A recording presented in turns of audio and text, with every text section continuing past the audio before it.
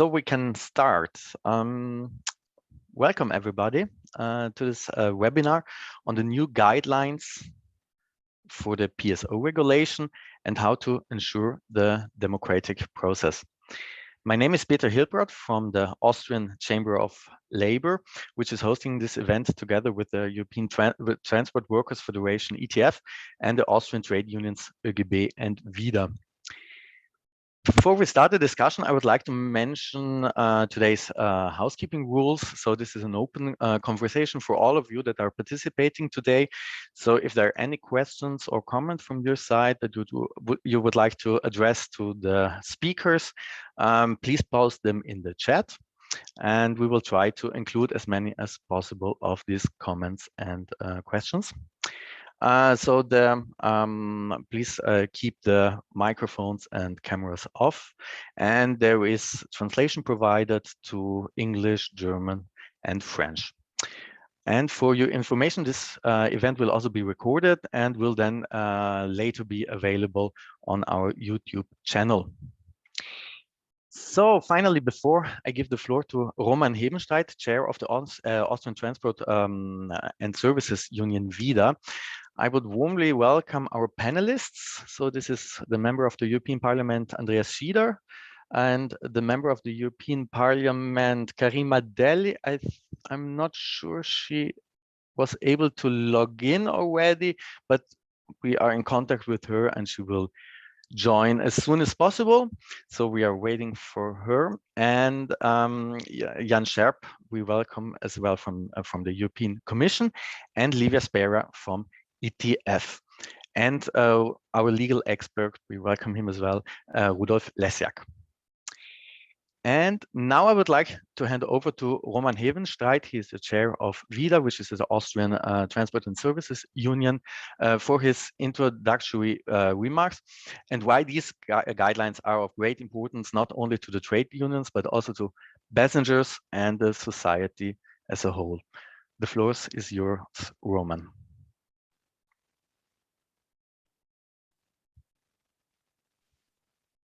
Ja, danke Peter. Ich hoffe, man kann mich hören. Ja, sehr gut. Mit einem Nicken, die Technik funktioniert, das beruhigt schon einmal vorweg. Ja, auch von meiner Seite zuerst ein herzliches Willkommen. Vorweg auch gleich ein Dank an die Mitorganisatorinnen dieser Online-Podiumsdiskussion und natürlich auch an jene Damen und Herren, die sich bereit erklärt haben, hier dem Podium zur Verfügung zu stehen und auch einen fachlichen Austausch mit uns zu diesem so wesentlichen Thema zu gestalten. Ja, aus Sicht der Gewerkschaftsbewegung hat dieses Thema natürlich große Relevanz. Wir wissen, dass gerade im Zusammenhang mit dem Green Deal es große Ziele der Kommission, große Ziele für uns alle gibt. Wir wollen ja bekanntlich bis 2050 die verkehrsbedingten Treibhausgase um 90% reduzieren, und da spielt natürlich gerade der öffentliche Verkehr, im Speziellen der Schienenverkehr, eine ganz entscheidende Rolle. Warum? Weil er natürlich einer der ganz großen Hebel darstellt. Ich möchte vorweg auch noch erwähnen, es geht heute ja um die Organisation und die Rahmenbedingungen für die Organisation des Schienennahverkehrs. Vielleicht für alle, die nicht unmittelbar aus dem System kommen, es sind gut 80% der Fahrgäste im Eisenbahnsystem, die sich im Schienennahverkehr bewegen. Also insofern hat gerade innerhalb des Systems natürlich dieses Thema eine ganz besondere Relevanz. Und zu guter Letzt natürlich auch aus Sicht der Gewerkschaften, weil natürlich die Rahmenbedingungen, unter denen Schienenverkehr organisiert wird, auch immer eine unmittelbare Wechselwirkung haben auf die Beschäftigten dieses Systems und auf die Fahrgäste, die das Eisenbahnsystem nutzen. Es geht heute um die PSO-Verordnung. Die PSO-Verordnung regelt ja bekannterweise einiges. Sie regelt unter anderem aber für uns die so zentrale Frage, unter welchen Möglichkeiten die öffentliche Hand Verkehrsleistungen im Schienensektor organisieren und vergeben kann. Wir wissen, dass gerade öffentlicher Verkehr über weite Teile nicht selbsttragend, finanziell nicht selbsttragend ist und deshalb sehr oft von der öffentlichen Hand entsprechend gefördert oder gestützt werden muss. Und genau deshalb ist es auch von großer Relevanz, unter welchen Rahmenbedingungen hier sozusagen die Organisation dieser Verkehre durchgeführt wird. Die ganze Geschichte hat für uns auch eine besondere Relevanz, weil es auch darum geht, aufzuzeigen, was sind denn die erfolgreicheren Modelle? Wir wissen ja, die Kommission hat über mehrere Eisenbahnpakete hinweg sich auch das Ziel der Verlagerung der Verkehre von der Straße auf die Schiene als Ziel gesetzt und hat als Methode dafür, ich würde es einmal so einfach formulieren wollen, den Wettbewerb und die Liberalisierung auserkoren und die Rahmenbedingungen gerade im Schienenpersonenverkehr, die dabei geschaffen wurden, haben natürlich eine immense Auswirkung auf das Funktionieren der Systeme. Blickt man ein wenig in Europa auf die Details, dann erkennt man, dass ein Großteil der europäischen Länder für den Schienenpersonenverkehr nach wie vor das Instrument und die Möglichkeit der Direktvergabe, also der Möglichkeit der direkten Beauftragung durch die öffentliche Hand von Eisenbahnverkehrsunternehmen in Anspruch nimmt. Ganz vornweg sind das übrigens die Schweiz und Österreich, sind nebenbei erwähnt auch jene Eisenbahnen, die gemessen an verschiedenen Parametern, etwa die gefahrenen Kilometer pro Einwohner oder die Pünktlichkeit oder auch die Fahrgastzufriedenheit, die erfolgreichsten Bahnen Europas sind. Umgekehrt darf ich aus unserer Sicht natürlich sagen, wir haben einen kritischen Blick auf die Vorgehensweise der Kommission aus mehrerlei Gründen. Da komme ich dann noch kurz dazu. Vor allem aber muss man sagen, es gibt einerseits diese erfolgreichen Bahnen, die auf das System der Direktvergabe zugreifen, andererseits natürlich auch auf der anderen Seite aus unserer Sicht viele negative Beispiele, wo ein höheres Maß an Liberalisierung, wo oft ein zwanghaft organisierter Wettbewerb zu verschiedenen Nachteilen für die Kundinnen und Kunden geführt hat, sei es in der Qualität oder in der Preisentwicklung, aber auch für die Beschäftigten. Aus Sicht der Beschäftigten muss ich heute als Vertreter einer Verkehrsgewerkschaft sagen, dass wir in Europa mehrere Auswirkungen dieser Liberalisierung und dieses oft zwanghaft organisierten Wettbewerbs verfolgen können. Das ist einerseits ganz vornweg Lohndumping, das ist mit Sicherheit aber auch Ausbildungsdumping, da gibt es sehr, sehr dramatische Beispiele dafür, aber leider auch zunehmend Sicherheitsdumping und das ist mit die Ursache des kritischen Blicks der Gewerkschaften auf die Entwicklungen, die wir hier sehen. Was uns besonders Sorge macht, um in der Einleitung nicht allzu lang zu werden, sind aber jetzt die aktuellen Aktivitäten der Kommission, die uns auch auf den Plan gerufen haben, hier genauer nachzusehen und auch aktiv zu werden, nämlich dass es demokratiepolitisch aus unserer Sicht durchwegs bedenklich und hinterfragenswert passiert ist, dass wir zwar 2016 einen Kompromiss geschaffen haben über das Parlament, das heißt einen demokratiepolitisch gut organisierten Kompromiss über die Neugestaltung der PSO-Verordnung. Diese Verordnung uns auch im Text die Möglichkeit gibt, eine gleichwertige Wahlfreiheit für die öffentlichen Hände einer wettbewerblichen oder einer Direktvergabe zu organisieren. Es aber durch die Aktivitäten im Zusammenhang mit den Guidelines, also mit der Kommission in einer teilweise ausgesandten Begutachtung, Bestrebungen gibt, hier sozusagen die Direktvergabe nachrangig zu behandeln, so würde ich das einmal interpretieren. Das greift aus unserer Sicht auch in die demokratisch legitimierten Strukturen ein und auch in die demokratisch legitimierten Entscheidungen, die hier stattgefunden haben. Das ist für uns wahrscheinlich auch einer der kritischen Aspekte, weil wir, und das wird ja Teil der Expertise auch aus dem rechtlichen Bereich heute sein, nach wie vor diese Gleichwertigkeit in der PSO-Verordnung sehen und auch keinesfalls die Stimmung erzeugen möchten in Österreich aufgrund des Erfolges der Direktvergabe, die Stimmung erzeugen möchte, dass es sozusagen eine nachrangige Haltung der Direktvergabe gibt und damit auch ein Mainstream entsteht, der da lautet, es geht sowieso nur mehr durch Ausschreibungen, Liberalisierung und in der wettbewerblichen Vergabe. Das wollen wir nicht und das sehen wir besonders kritisch.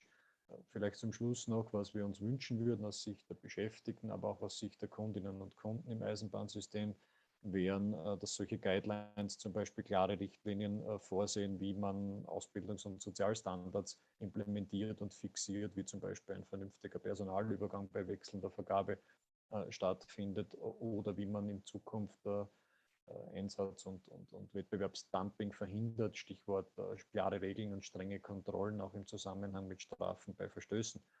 Das wären Punkte, die wir uns eher aus solchen Guidelines oder Richtlinien wünschen würden, als wie die Infragestellung von demokratisch legitimierten Prozessen, wie zum Beispiel das Vorgehen oder die Interpretation von Wahlfreiheit oder wettbewerblicher Vergabe. Ja, ich freue mich schon sehr auf den Austausch mit den fachlich so Versierten in diesem Online-Forum heute und gebe damit wieder zurück an die Moderation. Herzlichen Dank.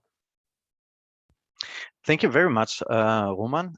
Indeed, the question on direct award or public tendering is crucial for the railway services. And this is actually also the reason why the Austrian Federal Chamber of Labor commissioned a legal opinion on the non-paper of the PSO guidelines that the Commission presented in the context of the targeted consultation by the end of last year. And we are very happy to welcome Rudolf Lesiak. I would like to hand over to him now to present the results of his study. Rudolf Lesiak is lawyer at Lesiak and Partner Lawyers in Vienna, and he's also honorary professor at the University of Vienna. Dear Mr. Lesiak, the floor is yours. Good afternoon. Thank you for the floor, or to be more precise, thank you for the screen. I hope that everybody can understand loud and clearly what I'm saying.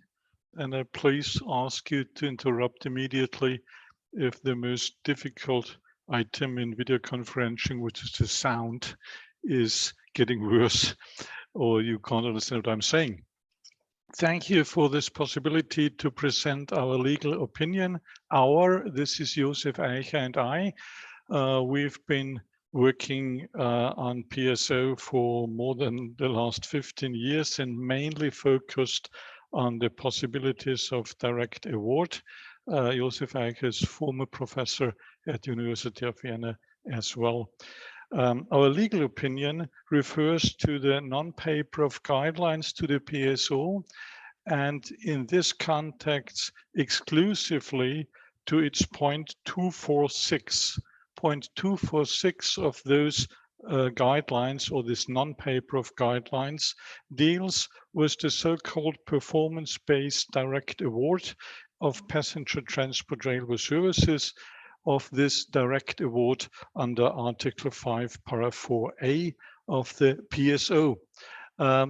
This legal opinion, which to my present state is something like 30 pages long, can only be presented today in a very, very short summary. The full-length version, as far as I know, will be handed over to the Chamber of Labor in Austria, and in an authentic German version, and there's an English translation. And to my opinion, or to my knowledge, it is intended to distribute that full length of paper. So I may be very short in many details, but otherwise I can't get through with the 15 or 20 minutes that have been given to me, and they are starting now. So get right to the focus of our legal opinion. This is the fundamental misunderstanding in point 246 of the non-paper guidelines. This fundamental misunderstanding is central to our assessment of this non-paper, and this misunderstanding is that direct award under Article 5.4a is an, quote, is an exception to the principle of the competitive tendering procedure for the award of public service contracts, and that this provision should be interpreted restrictively. In our view, the PSO is not based on the principle of competitive tendering in the procurement of passenger transport railway services. In the PSO, there is no principle of competitive tendering for such services, which is only broken in individual cases such an exceptional or permissible direct award. This misunderstanding of the non-paper guidelines already contradicts the PSO principle as a regulation under state aid law. The PSO treats the method of competitive tendering for passenger transport railway services as being pari passu, of parity character, or equal to direct award. This results from the dual functional regulatory content. In German, it's a little bit easier, but we're used to Compositor. So this dual functional regulatory content of the PSO needs more explanation.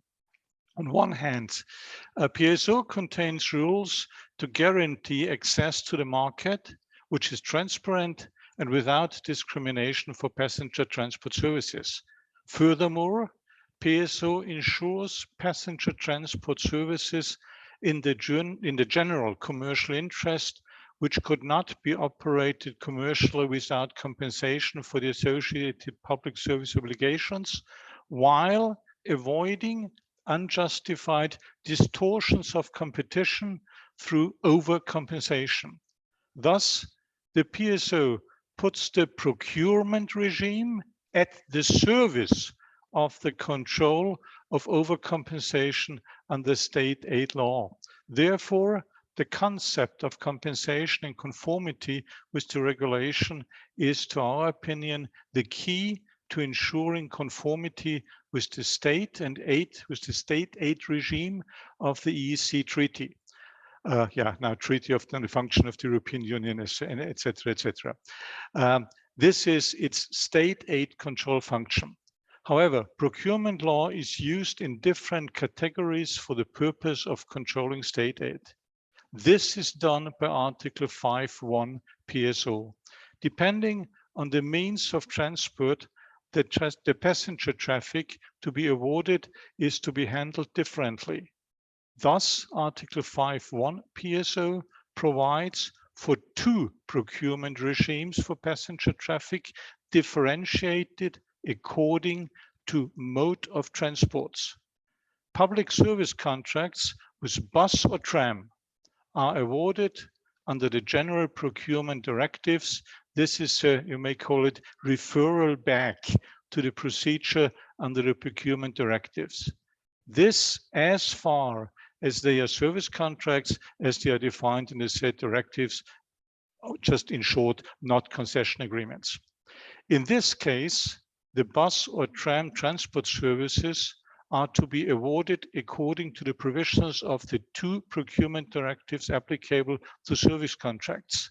Consequently, Article 5.1 sentence 2 PSO stipulates that in this case, Article 5.2 until 6 PSO, and therefore the provisions of other procurement rules outside procurement directives, are not applicable. According to these PSO rules, to Article 5, if transport services by rails are to be awarded, Articles 5.2 to 6 are to be applied. The classification of bus or tram transport services on the one hand and passenger transport railway services on the other hand is due to the very different intensity of competition on the markets concerned. Thus, the PSO relies on competition for the market, which runs according to other rules, namely the more specific regulations of the PSO. These rules are based on the realization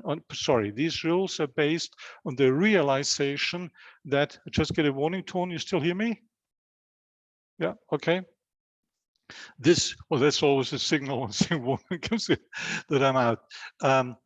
These rules are based on the realization that contracting authorities of passenger transport railway services must guarantee sufficient transport provision on markets that are still under contract, for which, in addition to the competitive procedure, Article 5.3 PSO, non-competitive award procedures are also available on an equal footing at the choice of the contracting authorities.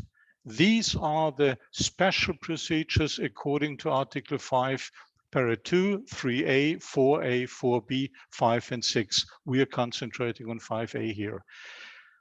If the contracting authorities choose such a special procedure when the prerequisites are met, the control of overcompensation through competition cannot take effect. In addition to the minimum requirements of Article 4 under state aid law, public service contracts awarded in this way must comply with the additional requirements of the annex to the PSO as referred to in Article 4.1 second subparagraph and Article 6 paras 1 sentence 2 PSO. To the annex of the PSO. In principle, it is true that the objective under state aid law to avoid overcompensation can also be achieved through the tool of competition. However, it is not correct to conclude that competition is primarily to be used as a tool to achieve this objective under state aid law for the award of passenger transport railway services.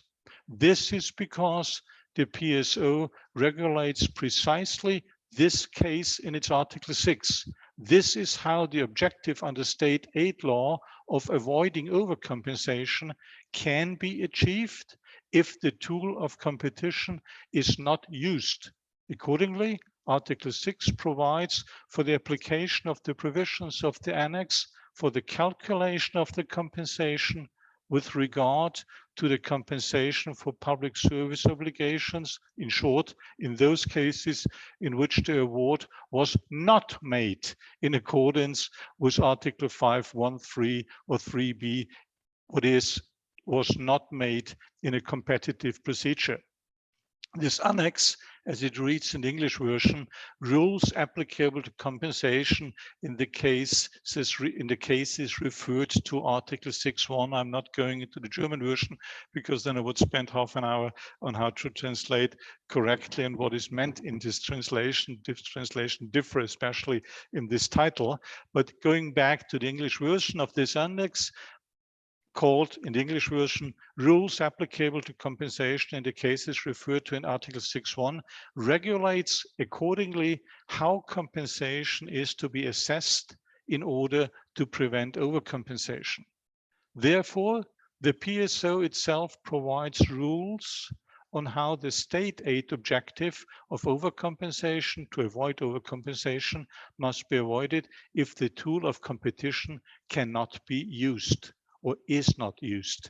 There's no justification for the subordination of this set of instruments formulated in the annex to the PSO to achieve the objective of avoiding overcompensation according to state aid law. In addition, there's another argument in favor of the equal pari passu status of the special procedures with the competitive procedures. This other argument is as follows. If one wanted to subject the procurement of passenger transport railway services to the procurement regime as an exception that nevertheless allows direct award, then this would have been possible with the known instruments of public procurement law. For even in the fully applicable area of public procurement regime, there are regulations on direct award, which, however, follow the principle of competition, which is then, in those cases, actually broken by an exception, by the exception of direct award. If the Commission thus were right in its premise, that is the premise that the principle of competition under public procurement law also applied to the procurement of passenger transport railway services, which is only broken by an exceptional permissible direct award, then there would have been no need to exclude passenger transport railway services from the procurement regime, what the PSO explicitly does. To round up the results, the fact that the regulations of the PSO are not procurement law, but implement the provisions of the TFEU according to state aid law is also reflected in the fact that the PSO stipulates a modified application of the procurement regime for some of the services covered by buses and trams. In contrast, the procurement of passenger transport railway services is not subject to the procurement regime, but is regulated separately. Although the procurement regime also provides for the possibility of direct awards, the legislator The legislator of the regulation has therefore not chosen the path of defining the cases of direct awards permitted in these cases as an exception to the principle of competition, as this principle is self-evident in procurement regime. Instead, the legislator of the regulation has formulated a separate procurement regime for passenger transport railway services in the PSO. This is not based on the principle of public procurement, but on the principle of state aid. Therefore, principles of public procurement law are unsuitable for the interpretation of the possibility of direct award. Recommendations for action derived from public procurement law principles, recommendations for action derived from public procurement law principles can therefore not apply to these direct award possibilities, which are expressly placed outside the procurement regime by the legislator of the regulation. General part finished. Going to the individual positions of the non-paper guidelines. Very, very short. This covers many pages in our legal opinion. So it can be really short in this presentation, because I think for the presentation, it is enough to present 3 groups that we have been trying to build. This above plain erroneous basic understanding also explains the individual positions of the Commission in the non-paper guidelines, which are dealt with in the following. These misinterpretations of Article 5.4a can be divided into 3 groups. We are speaking about interpretations now, specific interpretations in the non-paper guidelines. Group 1, conclusions of the non-paper guidelines that openly contradict the PSO. In addition to the already mentioned legal erroneous premise of the relationship between direct award and competitive tendering, this is, for example, the Commission's interpretation that the direct award is only permissible if it achieves the objectives of quality and cost better than an award in a competitive procedure. There are no grounds for this argument based on PSO. This is an open contradiction to the text of the PSO. No grounds on which one can argue that direct award is only permissible if compared to award through competition, it achieves better results in quality and cost.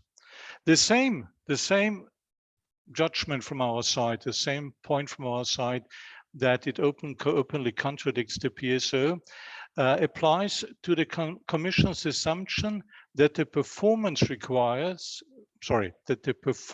requirements required by the decision of the competent authority for the direct award and the performance indicators based thereon, the performance indicators which have to be based on the performance requirements, must be continuously monitored under the aspect if they achieve improvements in comparison to the previous service contracts. This is rather finely tuned in the long version. Of course, the fulfillment of the performance requirements and the performance indicators have been continuously monitored through the contract, but not in comparison to improvements in comparison to the previous service contracts. This decision, if there is made an improvement in comparison to the previous service contracts, this decision is made at the beginning, at the decision for direct award, but it's not following the contract for its lifetime. We're going in the long version into the private law consequences, which would have to be taken if you would really take that seriously and monitor this performance throughout the contract to another contract, which has been previously years ago contracted and which has finished already. Let me come to the second group of misinterpretation, which covers cases where the Commission's conclusions are, to our point of view, clearly excessive. Here, the non-paper guidelines do not openly contradict the text of the regulation. However, in its interpretation, it goes far beyond the telos of the standard set out in Article 5.4a.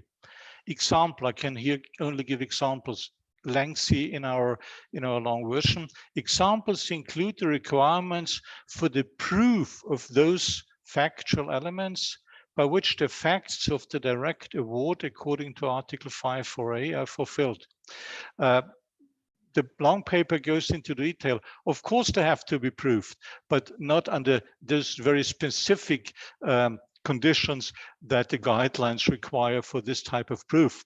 Furthermore, the requirements for the improvements and its proof, which are achieved by the directly awarded contract.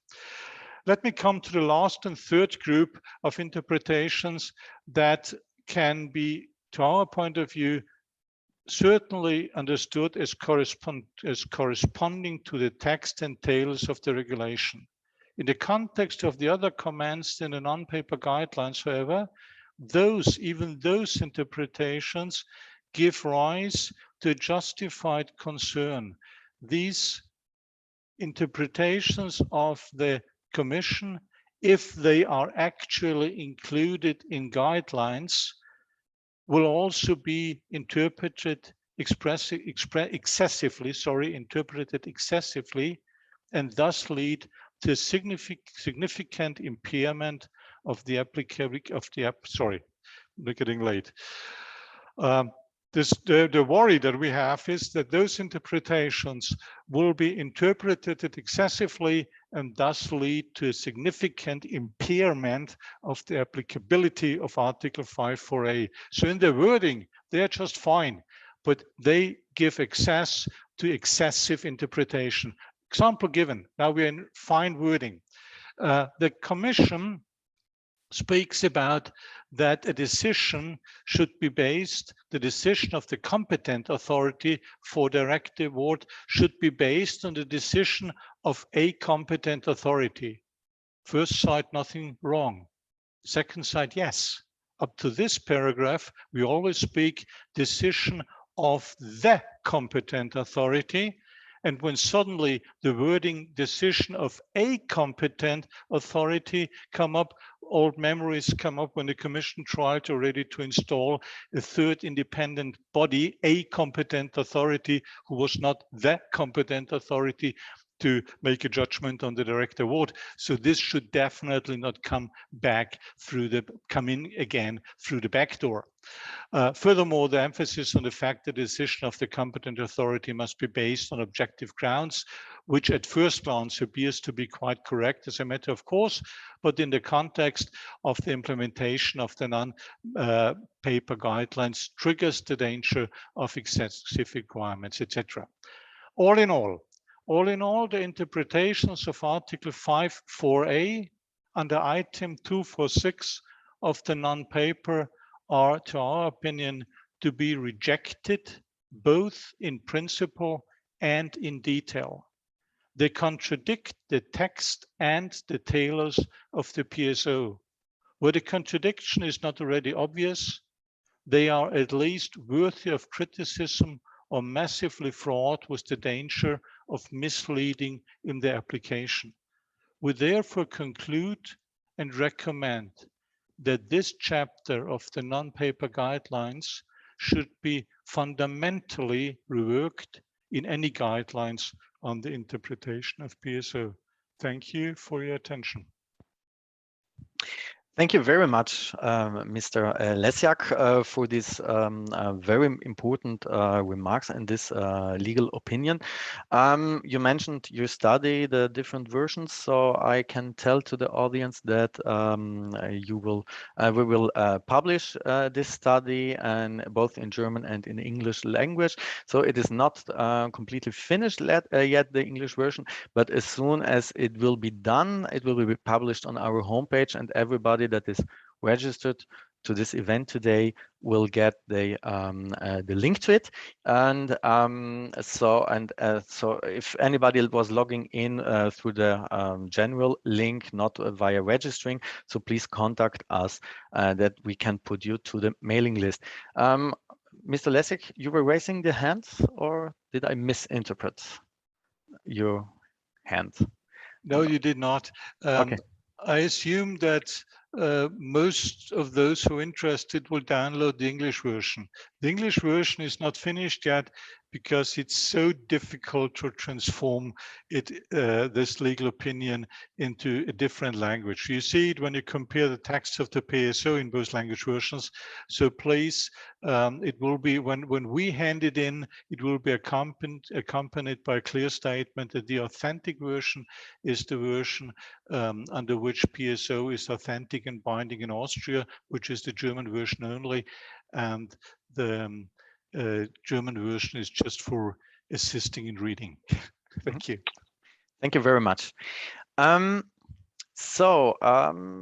me check. I have no questions seen in the chat so far from Mr. Lesiak. So if there are any comments or questions, you can also post it in the chat that I can then read it out.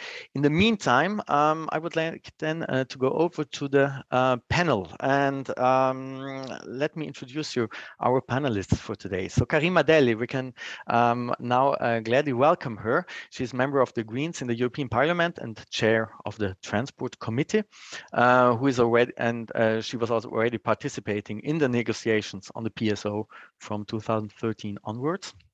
Then we have Andreas Schieder, member of the European Parliament, member of the Socialists and Democrats group, and also member in the Tran Committee, where he's strongly advocating for fair and green PSO guidelines. We warmly welcome Jan Scherp from the European Commission. He's the deputy head of unit at the unit Legal Issues and Enforcement at DG Move. And finally, Livia Spera, General Secretary of the European Transport Workers Federation, ETF. And she has been fighting for transport workers' rights in the ETF for for nearly 17 years. Welcome to everybody. And I would like to start with you, Karima. You were the shadow rapporteur in the legislative process for the revision of the PSO guidelines from 2013 onwards. Can you give us an insight on these negotiations and what were the most important achievements in your opinion?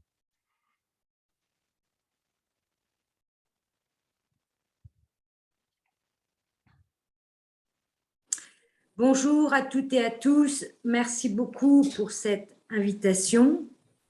Tout d'abord, il faut se souvenir de ces négociations. Les pourparlers ont été extrêmement durs, très compliqués. Je regarde Livia Spera qui a suivi les négociations et tous les membres de la commission TRAN. Ça a été très dur pendant des mois. Tant que le Parlement européen, du côté du Parlement européen que du Conseil de l'Union européenne, on s'est battu intensément sur ce sujet, notamment en ce qui concerne la fameuse libéralisation des services publics et la question des procédures d'appel d'offres. De nombreux points ont été abordés lors de ce round de négociations.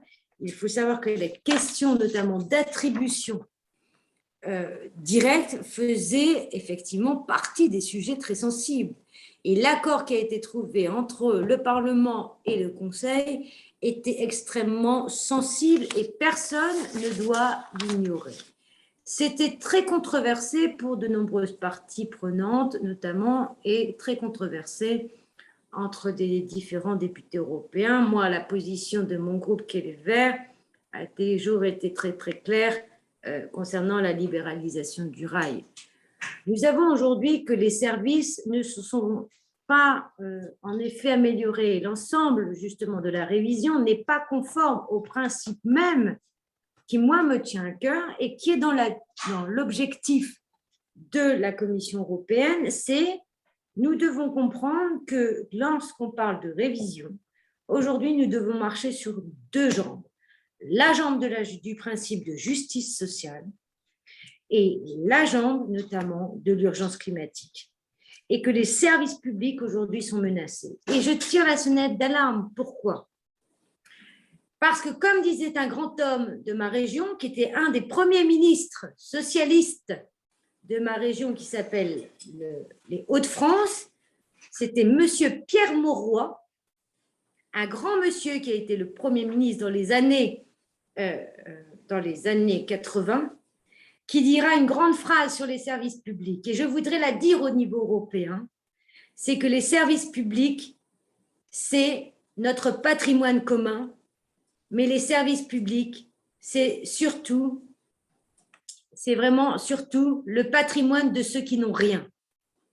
Et donc, les services publics sont des véritables leviers pour les plus pauvres, mais en même temps, nous devons les défendre parce que justement, ils sont accessibles à tout le monde. Voilà pour votre première question. Thank you very much, Karima. And now I'd like to hand over to Andreas Schieder.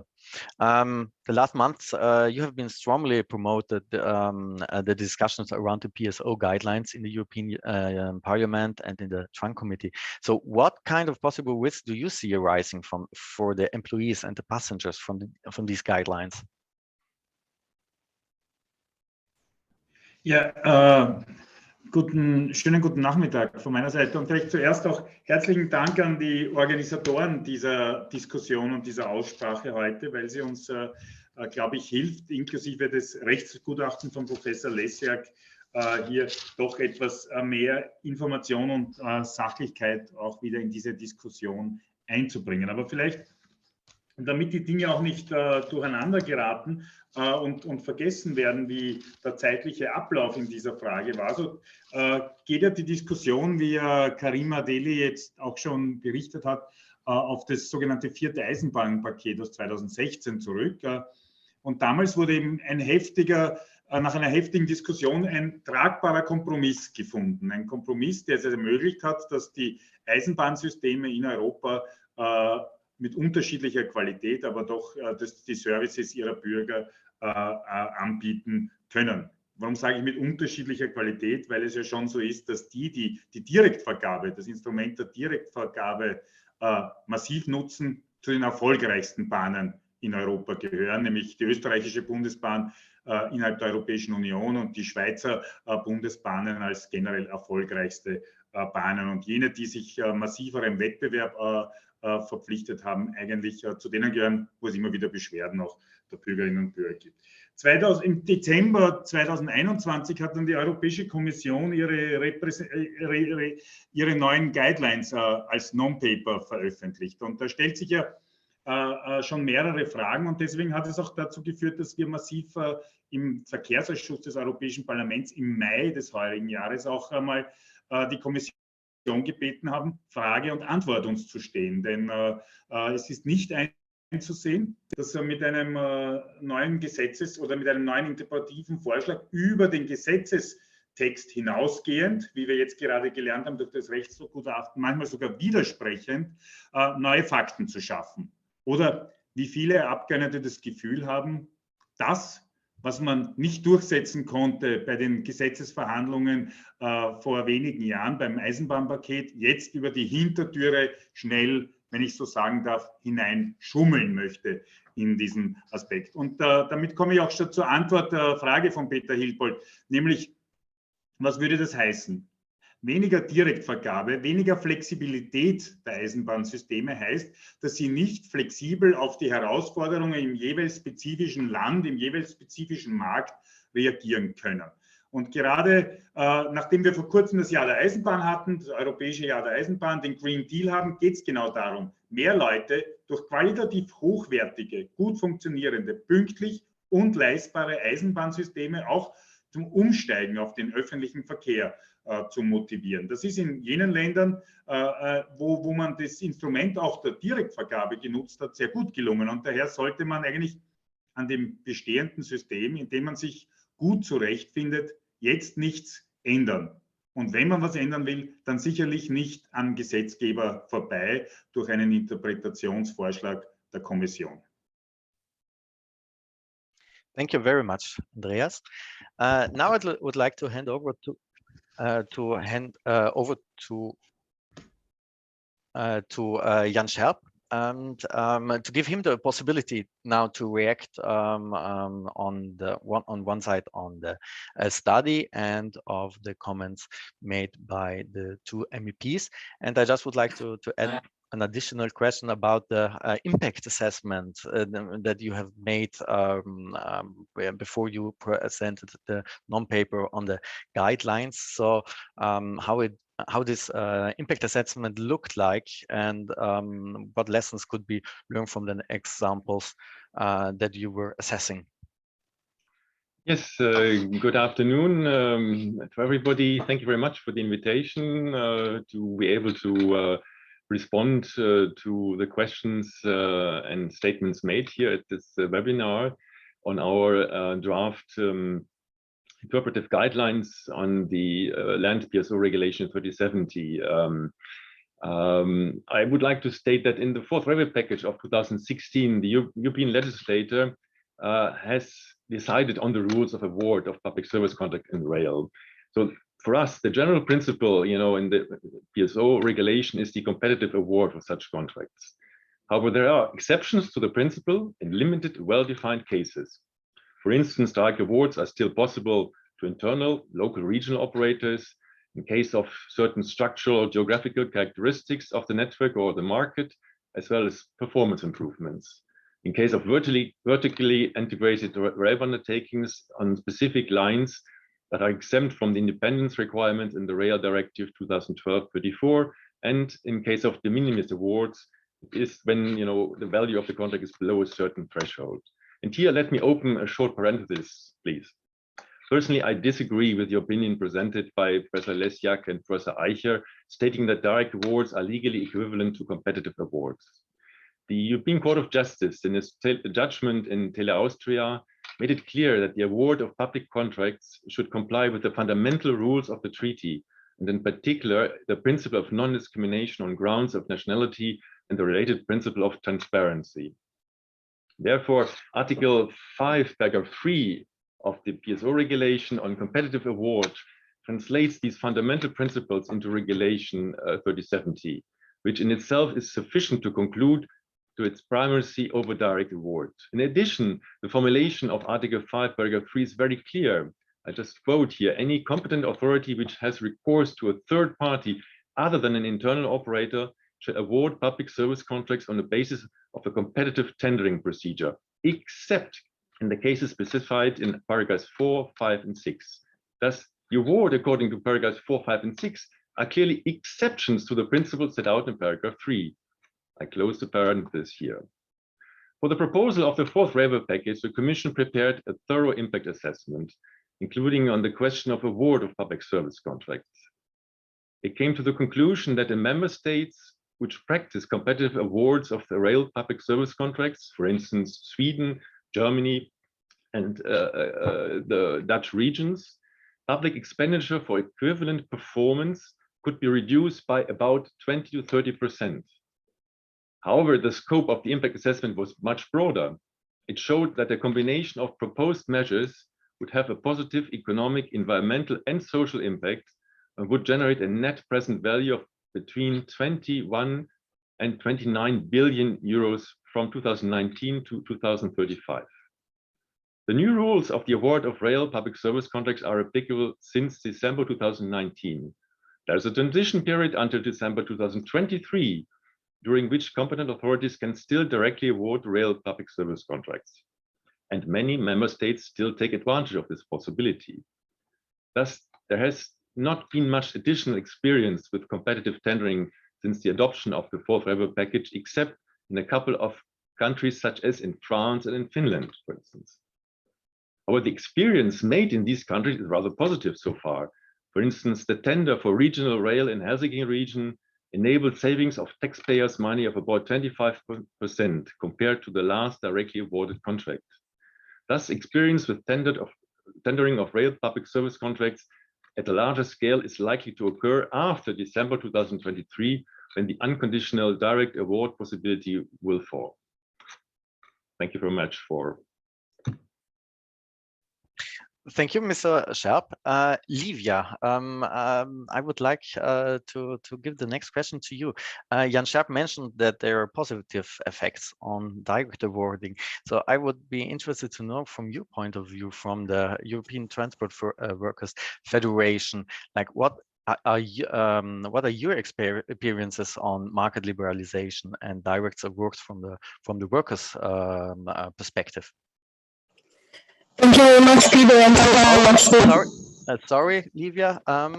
Yeah, so the quality of the volume is not very good. Okay. Yes. Maybe your microphone Can you hear me now? Yes, now it's better. Thank you. Okay. Thank you very much, and thanks to the Austrian Chamber of Labor for organizing this important discussion.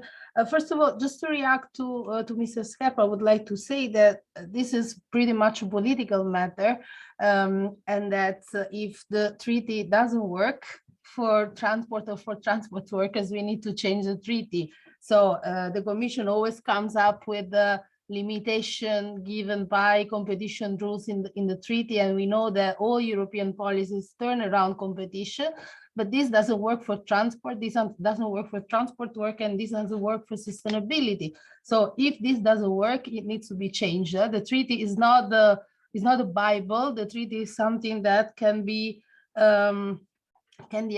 adapted to the general need of European citizens. But the question is very relevant, the question you asked, and in fact it's a key question, and it's something that the Portuguese presidency last year at the beginning of the European Year of Rail asked to answer. They asked the European and Social Committee to come up with an evaluation of how 30 years of liberalization had worked in rail. And there we saw that the European Economic and Social Committee gave a very structured analysis that probably was pretty much ignored by the European Commission. But we always say there are two extremes, let's say, in the European liberalization. There is the UK example, and then on the other hand we have Austria and Switzerland. And of course, we see how the extreme system in the UK didn't work, because to date we do not have more passengers on rail, we do not have better service. We see that customers are among the least satisfied, the price is very high, and the state has to intervene, of course, when there is a failure of the private operator. So there is still a very high cost for taxpayers, if we want to talk in terms of taxpayers. There is still a very intense participation of public funding there. And most importantly, there is a very high level of conflictuality. So there is a lot of social conflict. Our members in the UK are constantly in conflict in railway, because the system doesn't work for the workers, because the system is not working for working conditions. We do not see this in other European countries where the rail, the social dialogue in rail works relatively well, and where the conflict level are, the social conflict level is much lower. But on the other side, then moving back to the liberalization, of course, we have Austria and Switzerland, and these are seen as champions of the railway systems, of the efficiency also the railway systems in the EU and in Europe respectively. And the choice that these countries have made was to keep the system largely state-owned. And of course, there is a lot of public investment. There is huge public investment, but this is how we think the railway should be. We believe railway is a public service. And if we want to link, let's be honest, if we want to link the renaissance of railway to the European Green Deal to improve sustainability, there's no choice. We need to invest publicly. We need to get railway out of a profits logic. We need to stop thinking that private companies can make profit out of rail, and we need to bring railway to back to public hands. And by the way, in terms of passenger satisfactions, also Austria and Switzerland are among the highest in the ranking. So as I said in the beginning, this is pretty much a political discussion, and legal provisions can be changed, but we just need to keep in mind what the political objective is of this whole exercise. Thank you. Thank you very much, Livia. Yes, indeed, we have the political and the legal level on this discussion. So, Mr. Lesiak, he rose his hand, and I would like to hand over for a short of Jan Scherp that you want to reply.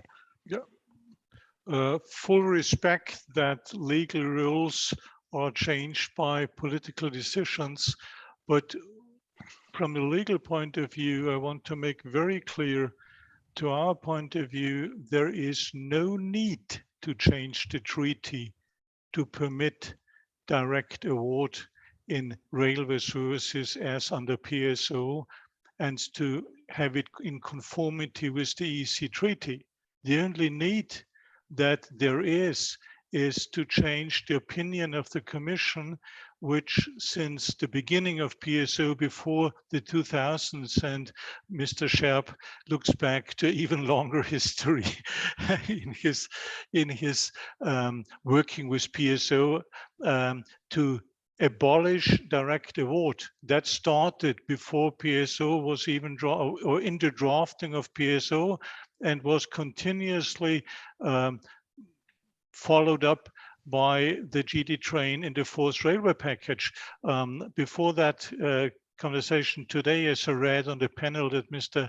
Scherp will attend, which is a great honor for me that I can present our, although opposing views to such a specialist. I worked through about a pile of approximately 1 meter of paper, and good half a meter of papers from the Commission start with, we need to abolish direct award from PSO. And if that's not possible, we have to reduce it. That goes back to that attempt of the authority, etc., etc. In short, the conformity with direct award as equal to competitive tendering is a discussion which has been ongoing for more than 15 years now, or ever since PSO. And in both times when this discussion had to be solved, in the fourth railway package and in the beginning, it was very, very clear that this is not in contradiction with the treaty. So with all respect to the possibilities of political forces or political institutions to change the legal rules on the basis of the EC treaty, there is no need to change for making direct award possible. To the contrary, we think it's against the spirit of the PSO and in result also the EC treaty if you try to push direct awards into that procurement regime as do the guidelines. Thank you. Thank you very much, Mr. Lesiak. Now I would like to give the word again to Karima and to look more closely to the political process. So in the TRAN hearing that we had on the 17th of May on the PSO guidelines, you announced that you would continue to closely monitor the Commission's next steps. So how do you assess the process of the stakeholder involvement so far, and what will be the next steps by the European Parliament?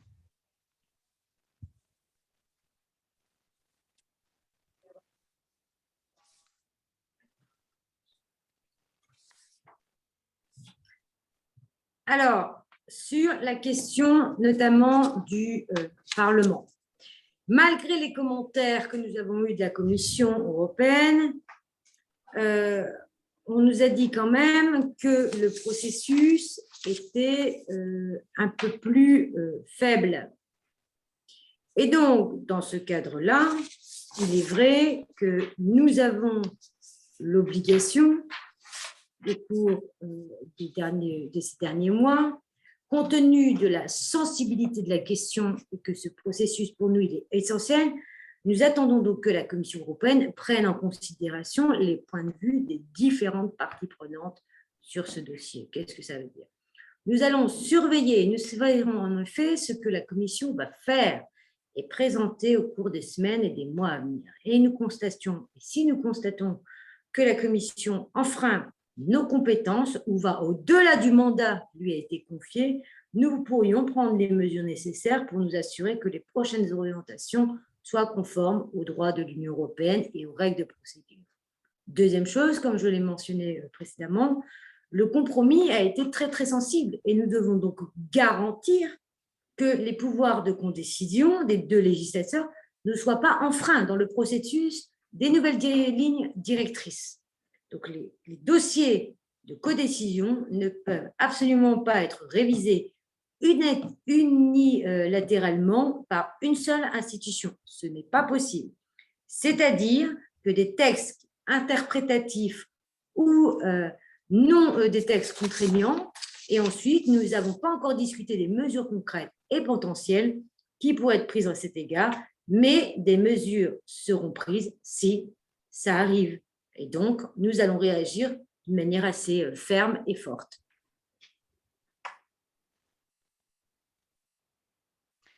Thank you very much, Karima Deli, for these clear words.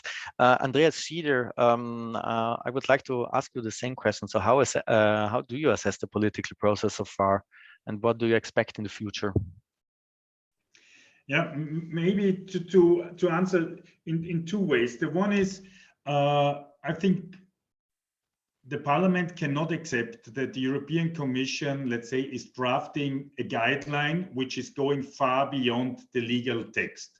Because if there is a legal change, it must be follow the normal rules and cannot come like it is coming now. Secondly, also the situation in the hearing in the European Parliament Tran Committee was that most members opposed this non-paper from the European Commission very strongly, from more or less all the political groups. And the same situation is also in the European Council, so where the member states are represented. Also, the most member states see it very critical what is drafted there.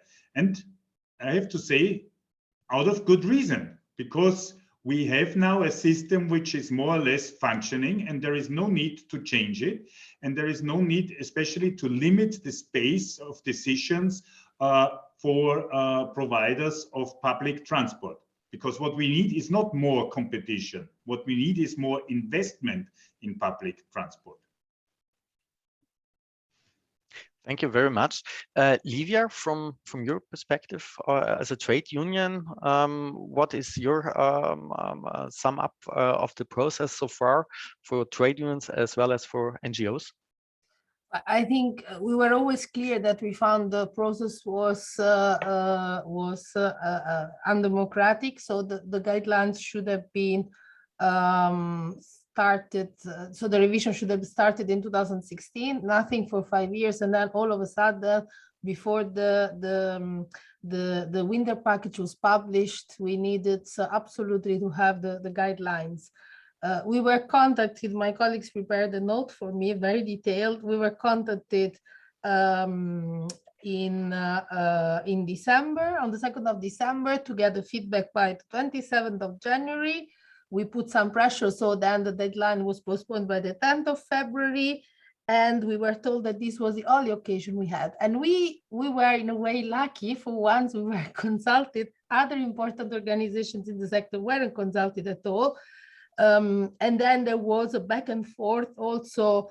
In the end, the deadline is postponed, but this is just to say that the Commission for us is taking an autocratic approach that is not transparent, that is not open. We have engaged back in February to start a political discussion, to take political action, and that's why also this meeting is being organized today. We had our Congress last week with more than 700 delegates from all over the EU, and there was a clear decision to go to Lyon on the 28th of June and to demonstrate, to talk to the transport ministers in the EU, because we have heard already from the two MEPs that are in the panel that there is dissatisfaction also from the other two institutions. So I think that there is a need from the Commission to back off, to stop and to listen to the stakeholders, to the social partners, and to the other institutions. And as I said, we are taking political actions, but we are ready to go further if necessary. Thank you very much, Livia. Jan Scherp, now I hand over to you. So there are some comments, critics made by the MEPs and the trade unions. So what is your perspective on the process so far? How do you comment on the comments made? And what are the next steps? And another question I would like to add, is there another consultation plan from the Commission's point of view? Yes, well, you will not be astonished if when you hear me saying that the Commission considers that the consultation process is fully appropriate, to a document which is interpretive guidelines of the Commission. It's a Commission document. It's not a policy document. It's not a legislative document. So we consider that the way forward, the way we proceed, for the consultation is fully appropriate. We put the document to a consultation of stakeholders from the 2nd of December until the 10th of February. And we sent this document, this consultation document, to all stakeholders that are directly interested in the guidelines as they are applying the provisions of Regulation 3070. Thus, we consulted member states and European associations of the public transport sector and their members, including ETF, of course. I mean, that's clear. The objective of this consultation is to improve, to complete, and to amend our legal analysis where it is justified and based on the expertise of the stakeholders. So far, we have received more than 40 stakeholder contributions. We had about 15 bilateral meetings with them to explain the Commission's motivation for certain provisions and to discuss stakeholders' concerns. And we continue to have bilateral meetings in the future. We had also a bilateral meeting with ETF, by the way. On the request of Austria and the Netherlands, we presented the draft guidelines to member states in an expert meeting on road transport policy on the 29th of April. The Commission also, and this was already said, by the parliamentarians, we had an exchange with members of the TRAN committee of the European Parliament on the PSO guidelines on the 17th of May. And the debate of the TRAN meeting reflected rather well the contributions submitted by stakeholders in the framework of the consultation. We now assess all stakeholders' contributions and modify the text accordingly, if justified. For instance, and this is just an illustration, we will take account of some suggestions of the European Transport Workers' Federation and provide more guidance on social standards in the context of a change of operator. As suggested by ETF, we will also provide guidance on the issue of ancillary services in the context of public service contract awards to internal operators. Once this process of revising the text will be completed, we will have an internal consultation of the Commission services and then submit the revised guidelines to the College of Commissioners for adoption. The document will take the form of a Commission communication that will be translated in all EU languages, and we expect the publication of the document, to happen in the second half of the year. Thank you. Thank you very much. Just let me add the comment that when I was searching for the non-paper as an organization not being directly invited to the consultation, I could not find it on the homepage, but maybe it was my fault. And to sum it up, I understand so that there is no further consultation planned from your side. But let's go on to now to the broader context. So, for example, the Green Deal, the goal of the climate neutrality, just transition. We all know that the transformation for the of our transport system is crucial to achieve these goals. So, I would like to ask Karima, how do you or how can the guidelines strengthen railway in order to achieve climate neutrality?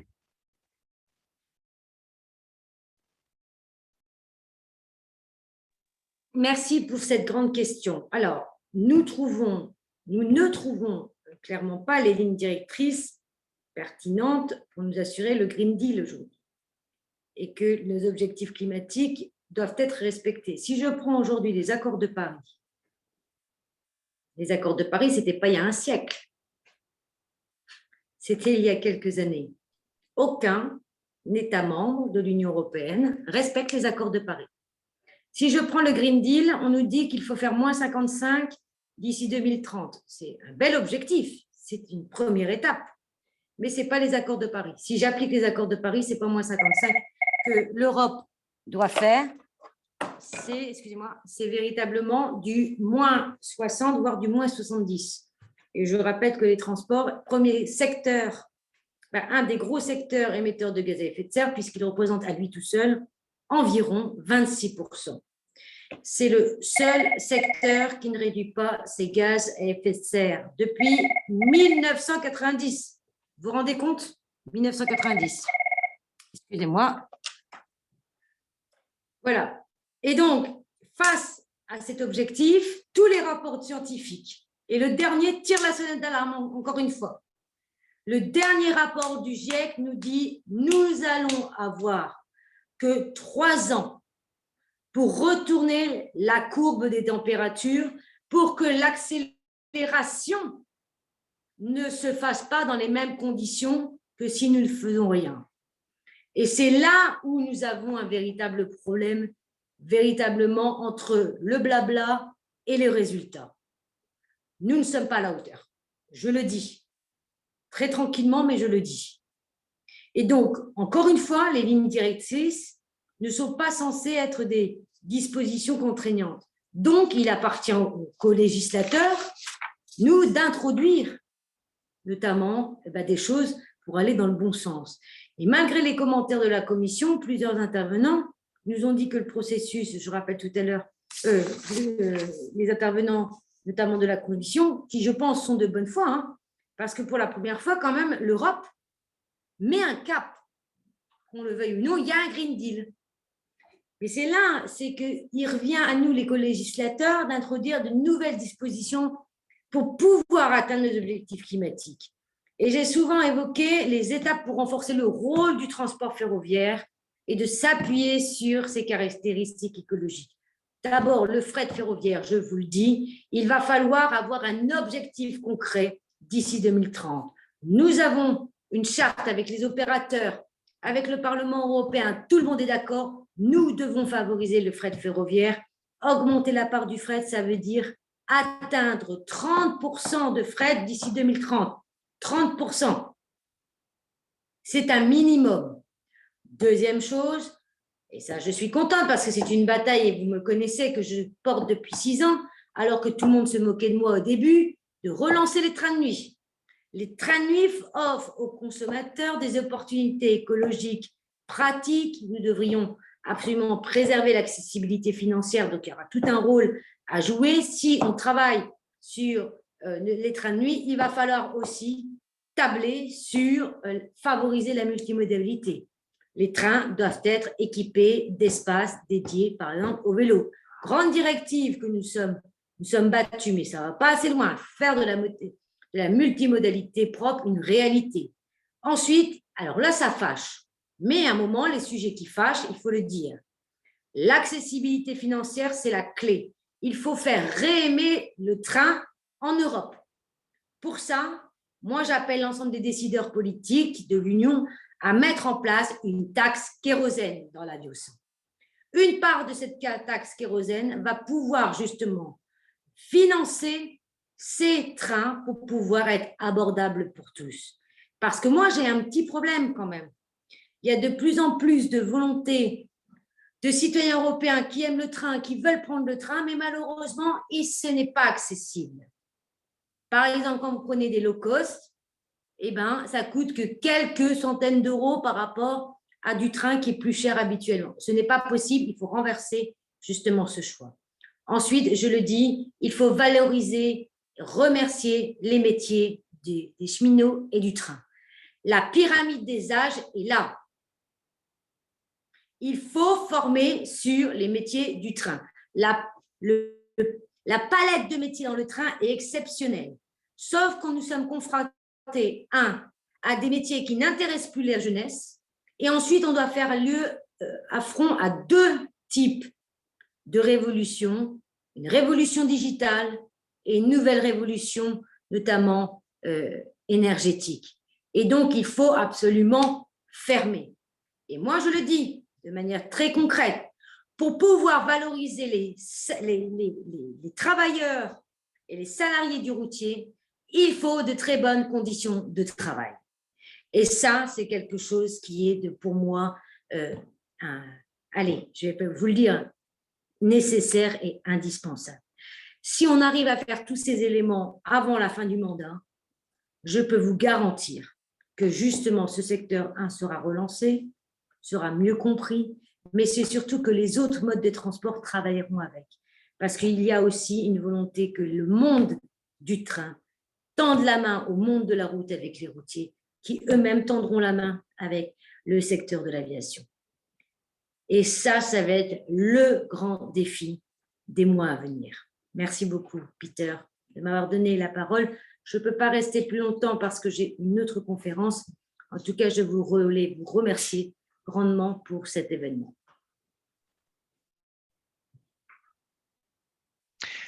Thank you very much, Karima Deli, and thank you for your very important input. And yeah, so I would like then to hand over to Andreas and asking you, as you represent Austria, that is widely regarded as a leading rail country, as we already heard today. What do you expect from the guidelines to ensure the high quality, that the high quality can be maintained? And what do you think is at stake in Austria if direct awards are hampered?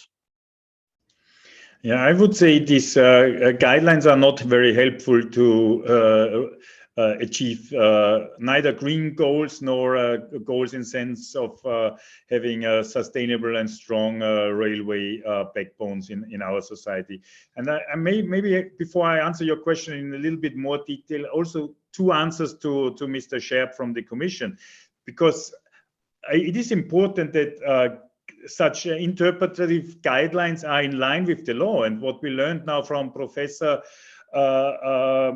and the legal opinion is that there are even points which seem to be in contradiction, which are going further than the original line. And this, I think, is the Commission is overstretching its mandate very intensively in this field. And secondly, also, the discussion in the Tran Committee of the European Parliament was on request of the Parliament. The Parliament, on our initiative, said we want to hear the Commission what they think and want to tell them also that we think this is not in line with what's going on. And such an intransparent movement always has to make us very careful and looking very intensively what's going on.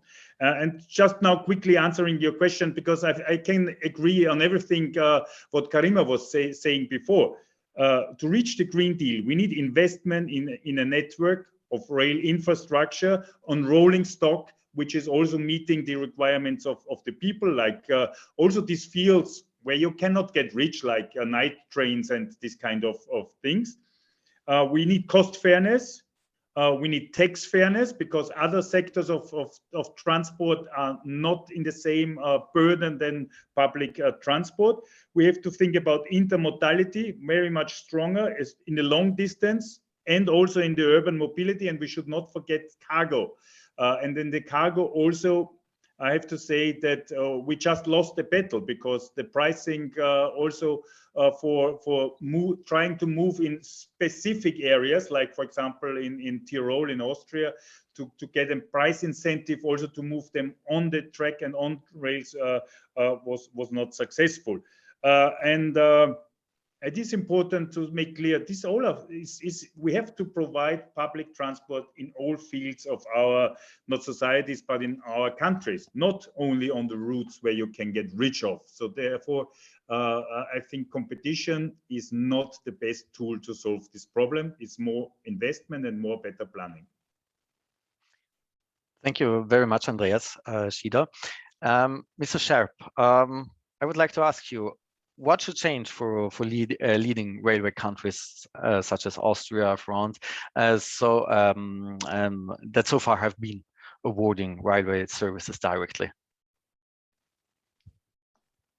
The transport sector has a particularly important role to play to achieve or to help achieving the objectives of the European Green Deal, to reduce net climate emissions and make the EU climate neutral by 2050. And the railway sector has a potentially green mode, has its part to contribute. This should be done through different actions. And I'll highlight here only some of them. Making rail travel more attractive to trigger shift from carbon-intensive modes such as air transport and private car use to greener modes such as rail. And this can be achieved through enhancing rail performance and rail capacity through investments, for instance, in ERTMS deployment, in new rolling stock or new infrastructures. Secondly, we have to decarbonize rail, for instance, through investment in replacing diesel traction, through electrification of lines, or where this is economically not feasible, through clean propulsion systems such as hydrogen.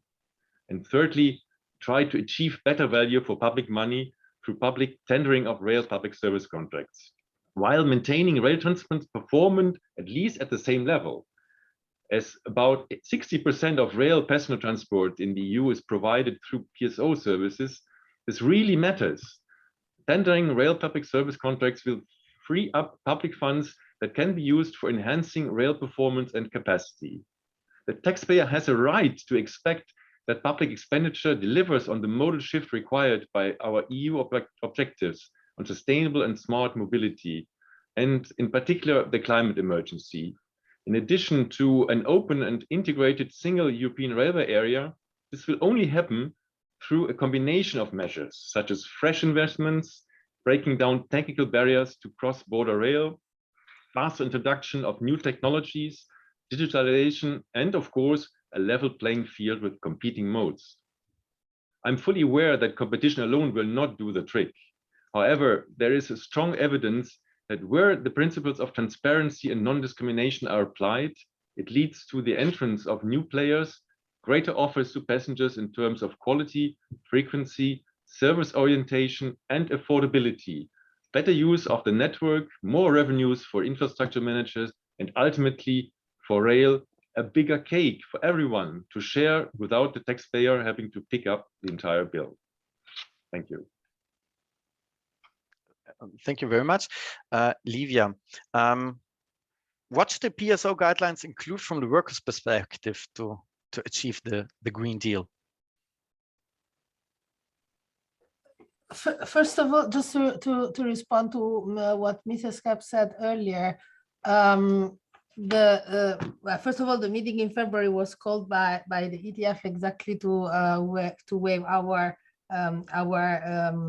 disappointment, let's say. But just to give you an example, in another sector, there are 4 sets of guidelines that are coming out of the mobility package, and these have developed with groups of experts in a very open and democratic way. So maybe we could take inspiration. There are other good examples in the Commission in other sectors. So maybe we could take inspiration of this.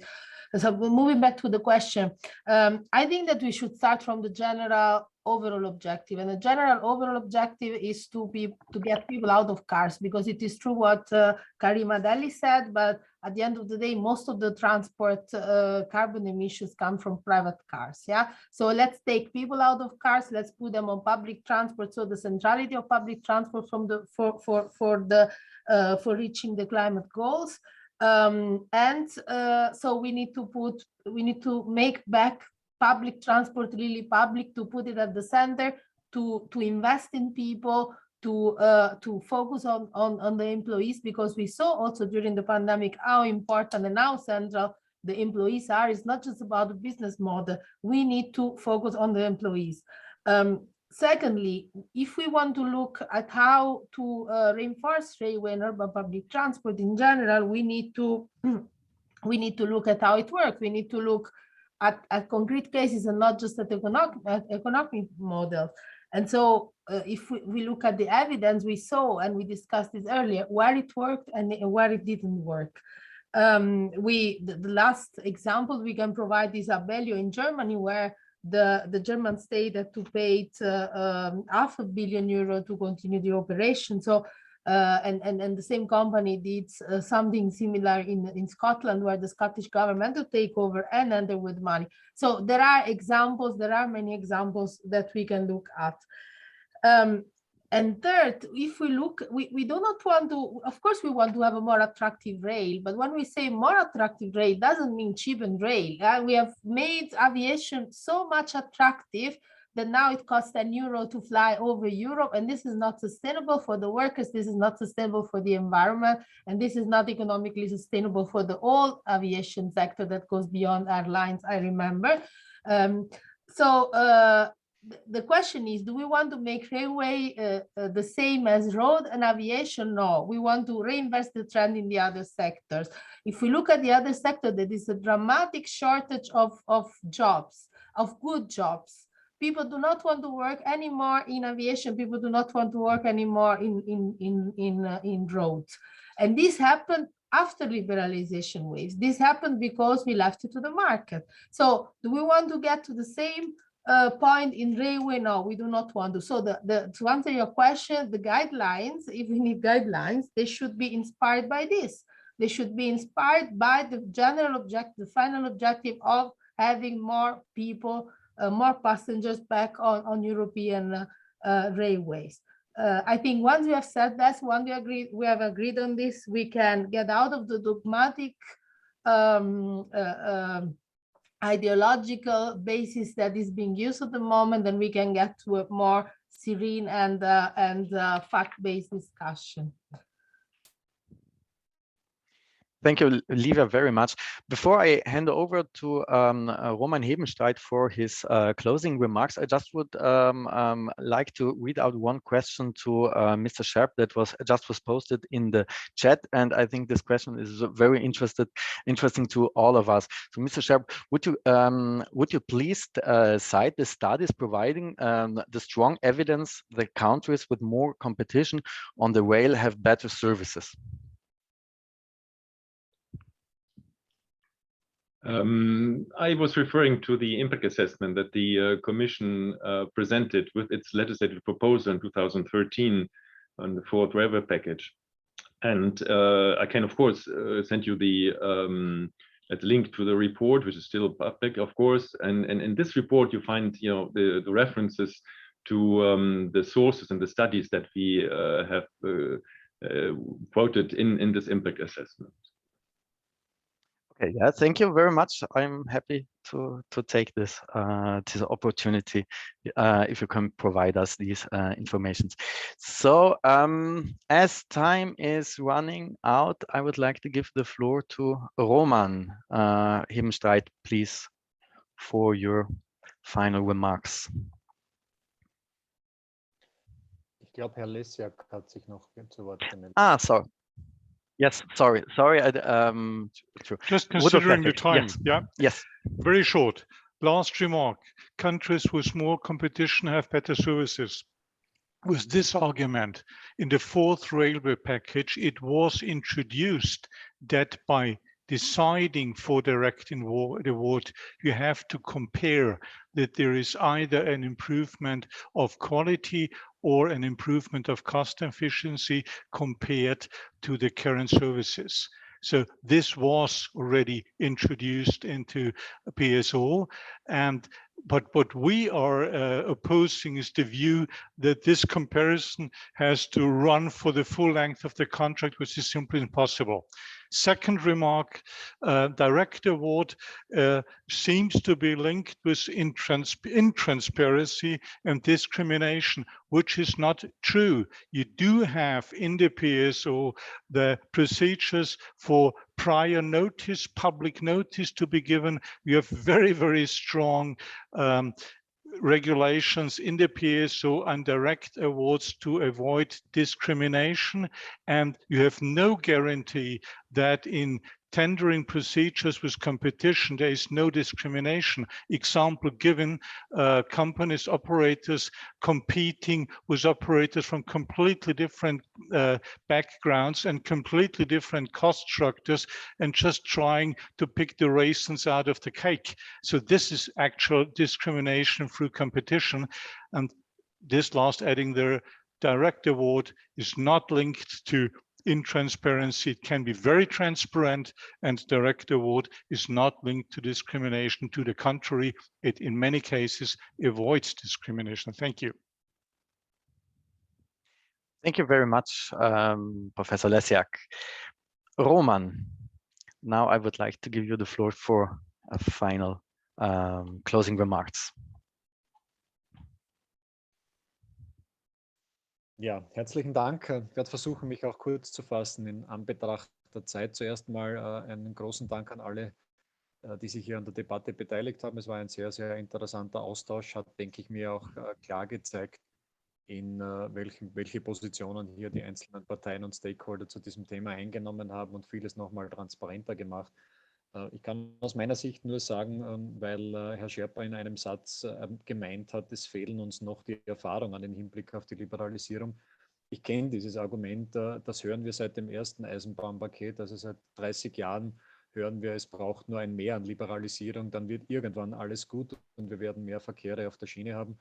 Das erinnert mich an eine Geschichte, die mir mein Großvater mal erzählt hatte. Also es sei jemand dabei gewesen, seinen Kühen das Fressen abzugewöhnen und kurz bevor sie sich daran gewöhnt hätten, wären sie leider gestorben. Also man kann schon eine Zeit lang daran festhalten, aber die Zahlen sprechen eine andere Sprache. Am Ende des Tages haben wir Verkehre von der Schiene an die Straße verloren und das nicht, weil wir zu wenig Liberalisierung haben, sondern weil möglicherweise Wettbewerb eben nicht überall das Mittel ist, um zum Ziel zu gelangen. Allein diese kritische Betrachtung in den eigenen Spiegel, den würde ich mir manchmal von der Kommission wünschen. Zumal die Beschäftigten ausreichend Erfahrung mit der Liberalisierung im Eisenbahnsektor in den letzten 30 Jahren machen durften. Wir haben über 2 Millionen Arbeitsplätze in Europa im Eisenbahnsektor verloren. Da kann man natürlich sagen, die sind vielleicht irgendwo anders gelandet. Wir haben erfahren, dass in dieser Zeit alle Ausbildungen im Eisenbahnsektor, die sicherheitsrelevant sind, in ganz Europa gekürzt wurden. Das heißt, die Ausbildungen sind reduziert worden. Und Österreich ist zum Beispiel das einzige Land in der Europäischen Union, das auf gesetzlicher Ebene die Ausbildungsstandards für die sicherheitsrelevanten Eisenbahnberufe geregelt hat. Und wir müssen uns mit dem Vorwurf des Golden Platings auseinandersetzen. Also an Erfahrungen der Beschäftigten mangelt es mit Sicherheit nicht. Ganz davon zu schweigen, dass die Löhne in den Keller gefallen sind und irgendjemand die Zeche für vermeintliche Preissenkungen zahlen musste. Und das waren über weite Teile die Beschäftigten im Eisenbahnsektor. Man braucht sich auch aktuell nicht wundern, dass es schwieriger wird, Menschen für den Eisenbahnsektor zu begeistern, weil eben aufgrund des Wettbewerbs, der in der Regel ausschließlich ein Billigstbieterwettbewerb ist und kein qualitativer Wettbewerb, den zahlen die Beschäftigten und zwar jeden Tag wieder aufs Neue. Was mir in der Debatte ein wenig gefehlt hat, und das darf ich zum Schluss erwähnen, ja, möglicherweise gibt es eine Betrachtung aus 2013. In der Zwischenzeit haben wir eine Pandemie erleben müssen, die wahrscheinlich auch noch leider noch nicht zu Ende ist. Und wir leben mitten in den Auswirkungen einer Wirtschaftskrise durch einen schrecklichen Krieg mitten in Europa. Vielleicht ermutigt das die Kommission dazu, mal anders auf die Dinge drauf zu schauen und auch über so Themen wie zum Beispiel Versorgungssicherheit nachzudenken. Haben die Bahnen nicht bewiesen, dass sie im Zuge der Pandemie wesentlich zur Versorgungssicherheit beigetragen haben? Und haben wir nicht erleben müssen, wie private Bahnbetreiber in der Pandemie die Hand aufgehalten haben und wenn man sie nicht mit Euros gefüllt haben, dann eben die Betriebe in Konkurs geschickt haben, Stichwort Abellio. Also auch da ist die Direktvergabe gerade in Krisenzeiten wahrscheinlich mit Sicherheit die bessere Variante. Und vielleicht noch ein letzter Aspekt zum Schluss. Es geht für alle, nämlich für die Beschäftigten und damit für die Bürgerinnen und Bürger Europas und auch für die Unternehmen um Perspektiven. Wir haben im Wettbewerb erlebt, dass Perspektiven verschwunden sind. Das heißt, Unternehmen haben immer weniger die Möglichkeit zu investieren, weil ihnen die langfristigen Investitionsperspektiven fehlen. Ich habe heute tagesaktuell in Österreich zum Beispiel mitbekommen, dass ein Land dazu übergehen will, selbst als Fahrzeughalter und Fahrzeugbeschaffer, also die öffentliche Hand, ja, als Fahrzeughalter und Fahrzeugbeschaffer auftreten will. Warum? Weil kein Unternehmen mehr bereit ist, für 10 Jahre in einen Fahrzeugpark zu investieren, weil Fahrzeuge bekanntlich auf ungefähr 30 Jahre abgeschrieben werden, aber die Vergabe von Verträgen halt limitiert ist mit 15, wie wir wissen, und in Zukunft vielleicht sogar nur mehr mit 10 Jahren, was in puncto Investitionssicherheit für die Unternehmen große Unsicherheiten mit sich bringt. Viel mehr noch aber bedeutet es Unsicherheit und einen Mangel an Perspektiven für die Beschäftigten, weil das wissen wir aus dem Vergaberegime im Busbereich, wie denn das so ist, wenn man maximal für 3 bis 5 Jahre einen sicheren Job hat und sich dann wieder hinten anstellen darf, in der Hoffnung, noch weiterhin einen Beruf zu haben oder einen Arbeitsplatz zu haben in diesem Sektor. Was wir nicht vergessen dürfen, und das sollte uns alle zu denken geben. Die Beschäftigten sind Wählerinnen und Wähler und sind Bürgerinnen dieses Europas.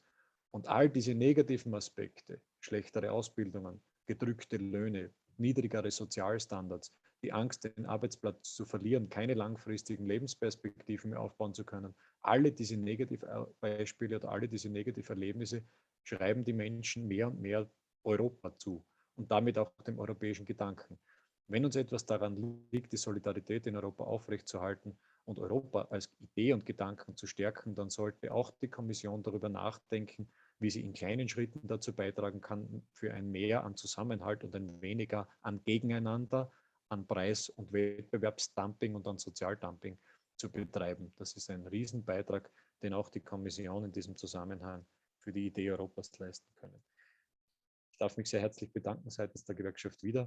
Darf mich noch einmal bei allen Diskutantinnen und Diskutanten, auch bei den Organisatorinnen und Organisatoren bedanken. Es war ein sehr schöner Austausch und darf der Kommission versichern, dass die Auseinandersetzung zu diesem Thema heute erst beginnt. Sie hat mit Sicherheit hier nicht geendet. Herzlichen Dank dafür. Thank you, Roman, very much for these words. I just have to switch to English now to hear my translation. I have nothing more to add to your words, Roman. I only would like to thank you once again for the participation from the panelists, as well also from the public, from the audience that was following this discussion, and for those that were not able to follow the event now live. I already had mentioned that this event was recorded and will soon be published on our homepage.